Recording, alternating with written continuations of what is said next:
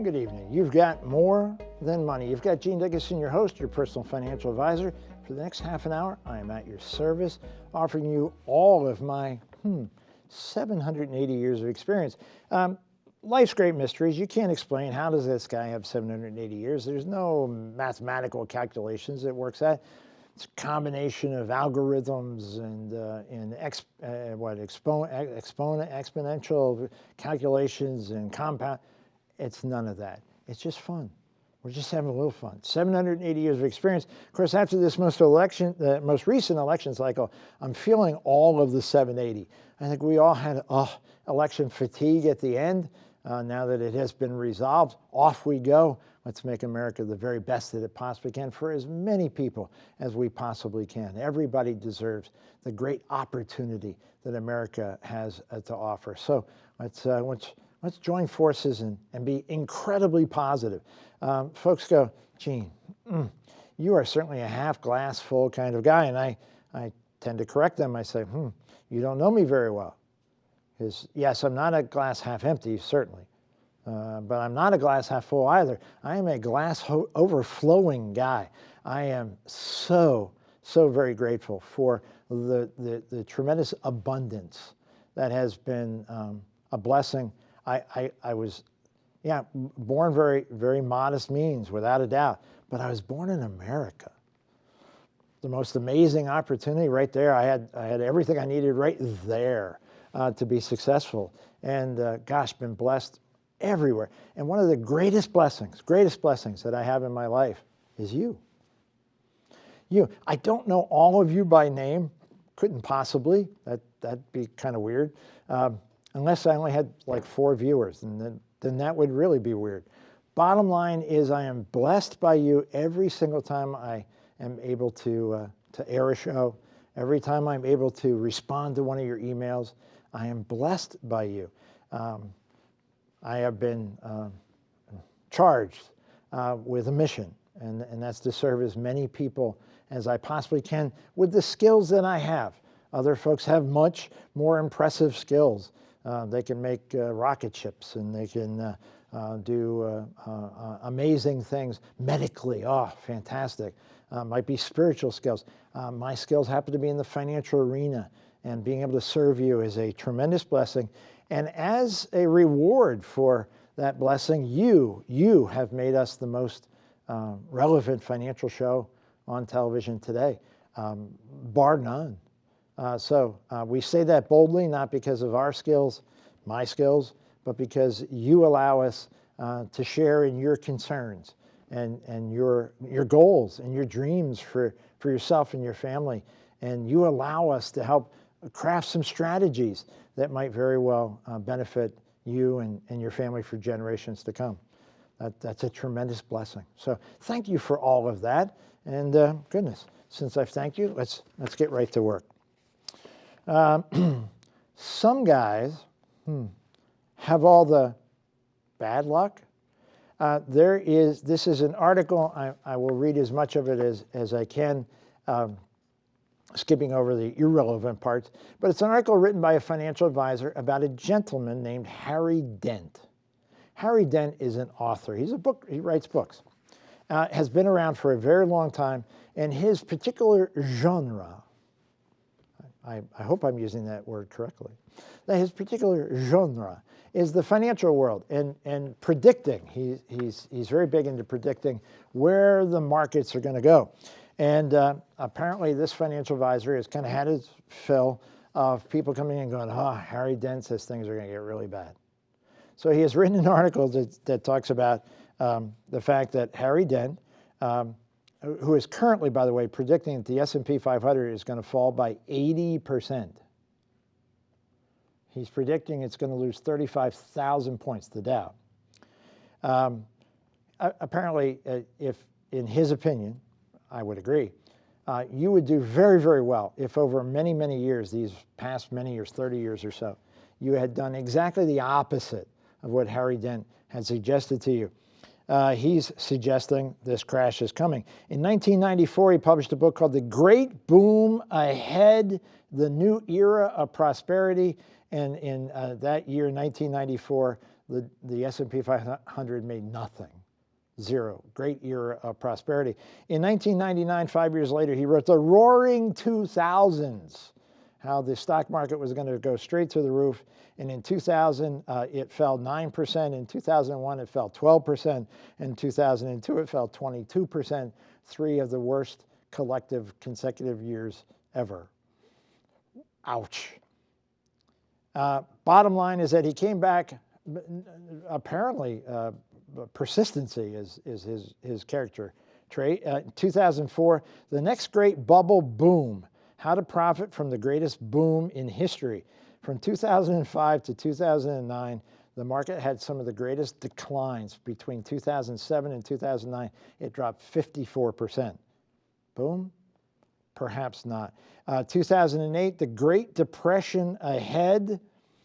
And for those of you that stuck in the market or entered the market after 2008, you already know that story. From 2009 forward, the market did absolutely beautifully, tripled in value. So the Great Depression ahead, again, not so good. 2002, how to prosper during the global meltdown. 2015, what to do when the bubble pops. 2016, the sale of a lifetime, the great bubble burst of 2017. For 30 years, he has been consistently wrong.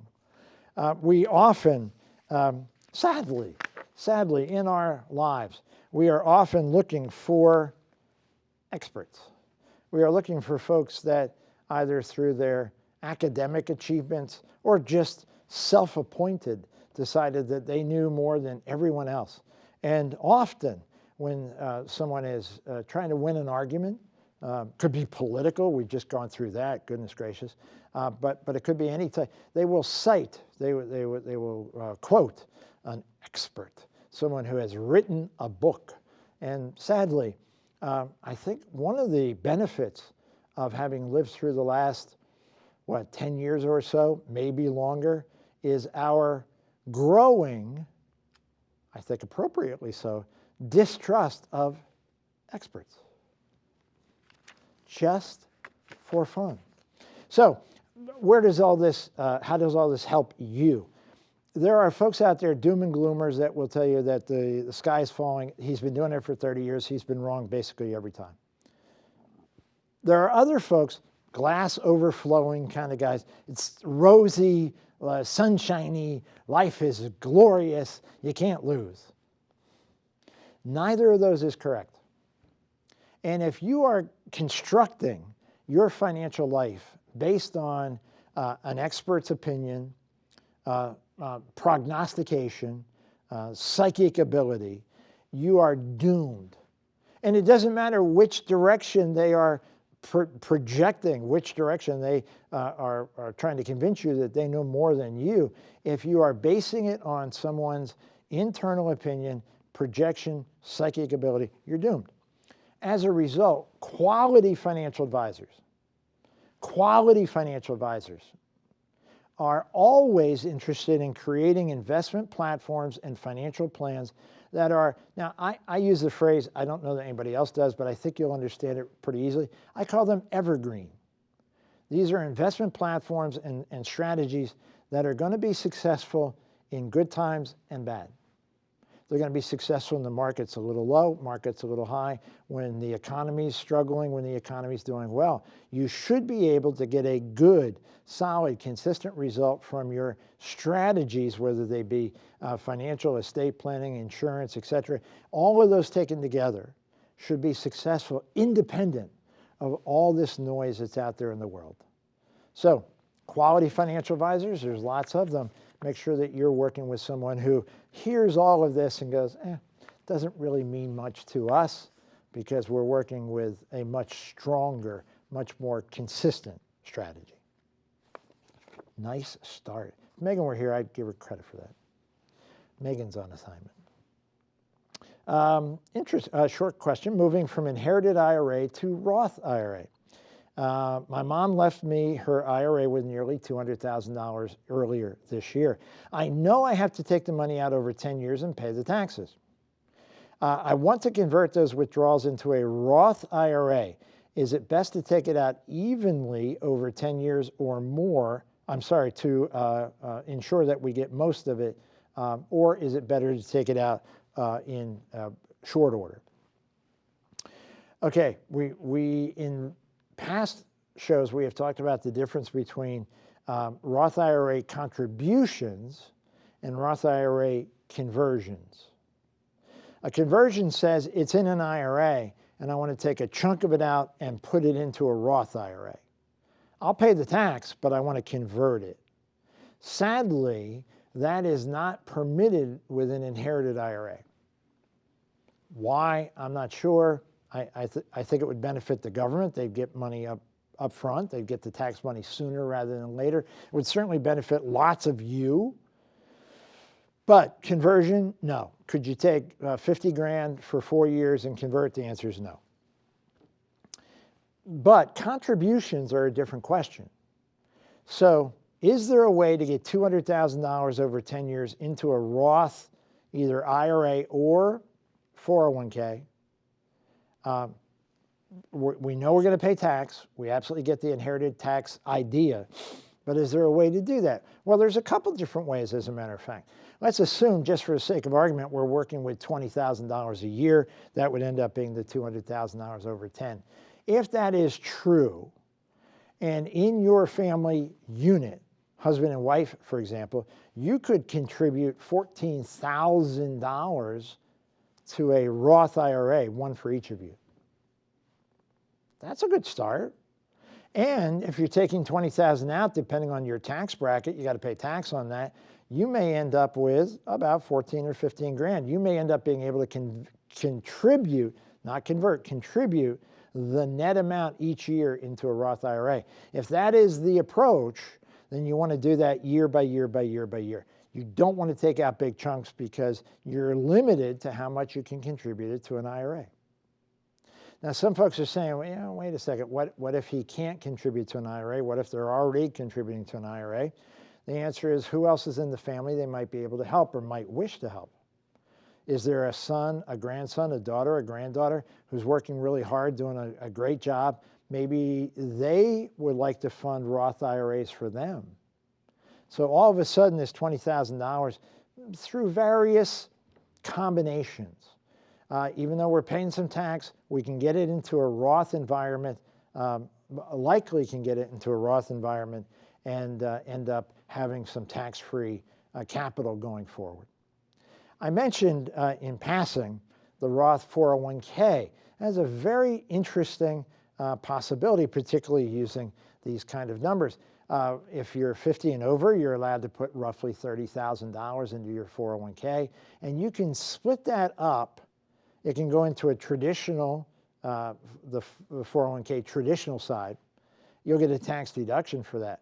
You can put it into the Roth side, and you don't get a tax deduction, but you're now into the Roth world. And instead of $7,000 for each person, it's up to $30,000 for each person. So again, same numbers, 200,000, 20,000 bucks a year. We're taking it out. Let's say the gentleman who has the inherited IRA is currently putting 10 in. He could put 20,000 in. If he decides he wants to all Roth, he can put it into the Roth. He will end up paying tax on 20,000 bucks, but he will have the net amount going into his Roth 401k and then be tax-free for the rest of his life and maybe for subsequent generations. Pretty exciting stuff. Maybe he and his spouse have those opportunities, but all of these can be examined rather easily, rather quickly. This is with 3 or 4 questions, a couple of numbers, a good strategy. And so having this money, God bless your mom, having this money come to you, excuse me, allows you all of these options, all these strategies to explore. Pick the one that's best for you. That's always good advice. Pick the one that's best for you. For those of you who are going, wait, whoa, whoa, where's Megan? Megan is on assignment. My guess is that she's having a lot of fun on her assignment. I'm a great guy. I assign her to do fun things. It's the way that works. And so she has entrusted me to handle both the reading and the answering of these questions. And hopefully, so far, so good.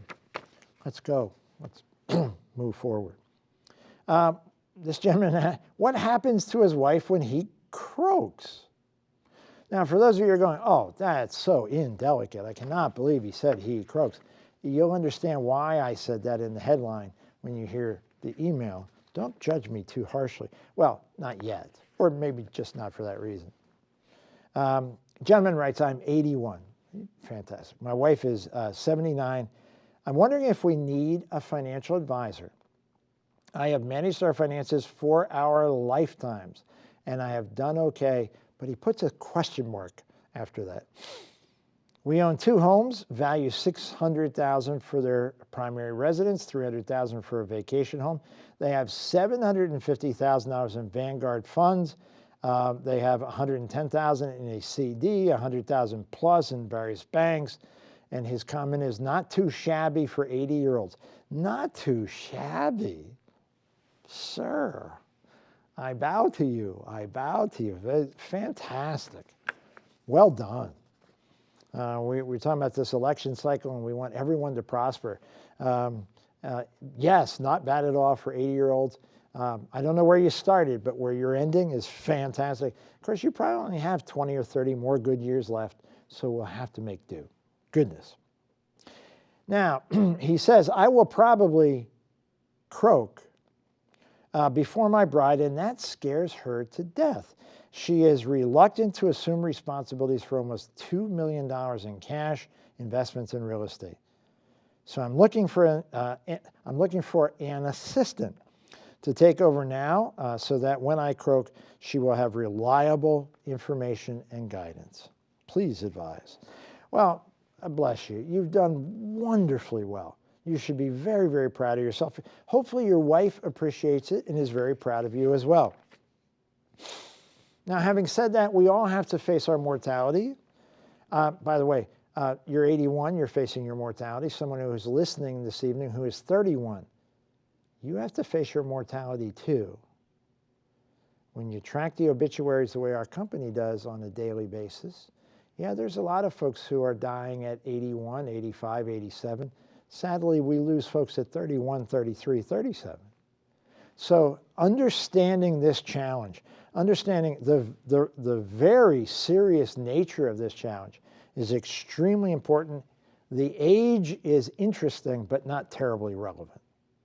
So having said that, what's the best approach? He uses a word in this email that would cause some financial advisors to say, we're not interested, and that word is assistant. Many financial advisors are of the mind that they are so bright, so capable, so professional, so talented, that they really don't want their clients to get too terribly involved. They don't want too much discussion. They simply want them to give them the money, let them handle it however they decide is best, and basically kind of move along. Quality financial advisors don't believe that at all. Quality financial advisors see their work with their clients as very much a team effort. One of the comments I have made for the vast majority of my 780 years of experience is that for financial advisory clients who wish to kind of bleed over and start telling me how to invest money, the comment I have made to them as to the importance of our partnership is this: they will never know, ever, as much about all of this as I do.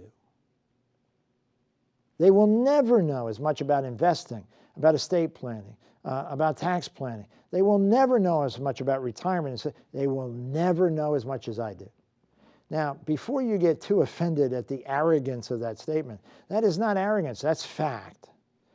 Here is another fact. I will never know as much about their personal situation, dreams, aspirations, goals, fears, hopes, as they do. In order for a financial advisor to do an outstanding job, the very best job possible, knowing all the stuff, all the solutions is actually, I was going to say half, is probably less than half of solving the problem. Knowing all the personal stuff is more than half. I can't be an effective advisor without knowing all that, without them being actively engaged. Very strong levels of communication and persistent levels of communication.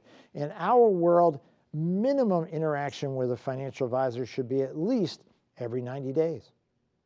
Some folks say, well, my advisor has, at our last annual meeting, I don't know how an advisor, first of all, with 12 months separating our last meeting, I guarantee you there are advisors who would pass you in the grocery store and not know who you are, not recognize you.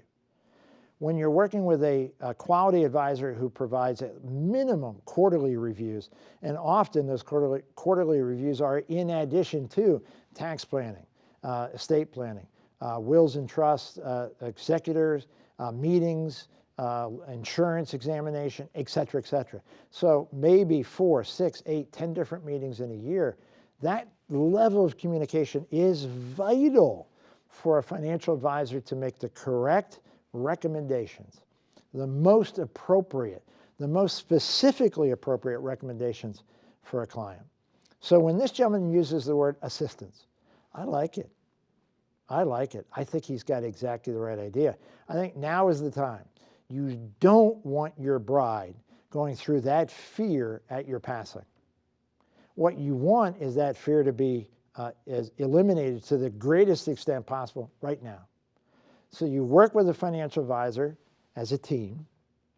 We don't give up on your ideas. We embrace them. We build that relationship with your wife.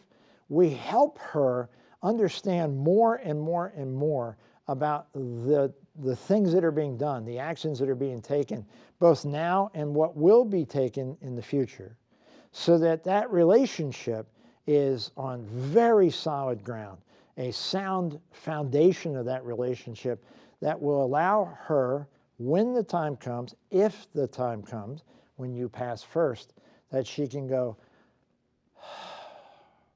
I'll be okay. I know exactly who to call. I've been in the office many times. I know exactly who the people are. I'm very comfortable with them. They've been helping us for years. That's the better way to go. Outstanding question. Congratulations to you for all you've accomplished. That is fantastic. You've got at least, I have a suspicion, 20 or 30 more good years, but you have at least one more important thing to accomplish. Taking that fear away from your wife and giving her peace of mind. I think we got time for one more. Let's see, taxing issues when your home is sold. Oh, that could be interesting. I've created a revocable trust, including my home and assets, to avoid probate. I'm waiting to move to a CCRC, Continuing Care Retirement Community. We've talked about those in prior shows. If you have questions, of course, send us an email. I know I can easily sell my home without upsetting the trust. That part is true, of course. I and my husband, now deceased, never used our capital gain tax waiver as we moved from house to house over the years. When I sell my current home and move to the CCRC, will I have to pay capital gains taxes going back to all of those sales? Talk about a disturbing fear. This young lady is remembering a time where in the tax code, you were allowed to sell your residence one time in your lifetime, and you got a waiver of $125,000 of profit that you did not have to pay capital gains on. So let's say you bought several homes over the course of your lifetime. The total capital gains was $300 when you sold. $125 you did not have to pay tax on, but you did have to pay tax on $175,000. Ouch. And you had to add up the profit from each sale right on through. Those laws have been changed for many, many years. And for folks who are not aware of that, it comes as great relief, as it should. So the current scenario is all that you need to worry about. And since your husband is deceased, you actually have two rules that you might fall under. I'll give you both. The first rule says that he has been deceased for less than 2 years. So when a spouse passes and the surviving spouse sells their home within a 2-year period, they retain a full $500,000 waiver. So $500,000 of profit. You bought your home for $200,000, you're selling it for $600,000, you have $400,000 of profit, you pay 0 tax. You bought your home for $3,000, you're selling it for $1 million, you have $700,000 of profit, you pay 0 tax on the first $500,000, you'll pay capital gains on $200,000. That's if you are selling within 2 years.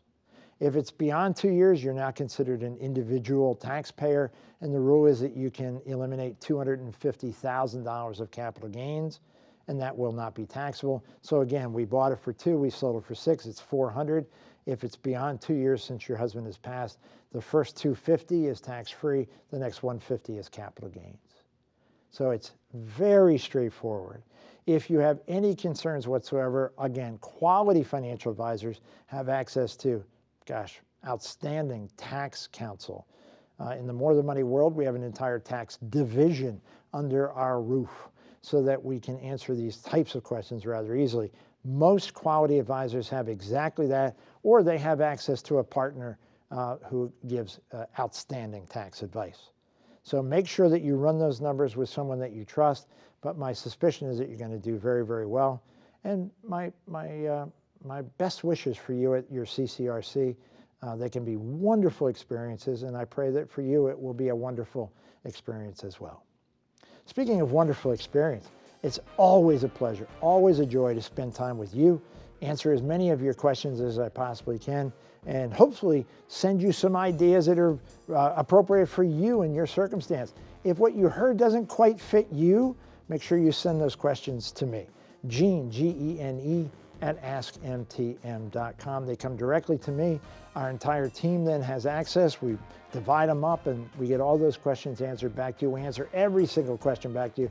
Limited number on air, of course. That's the way that works. But in terms of getting you great information, no charge, no obligation, we're happy to help.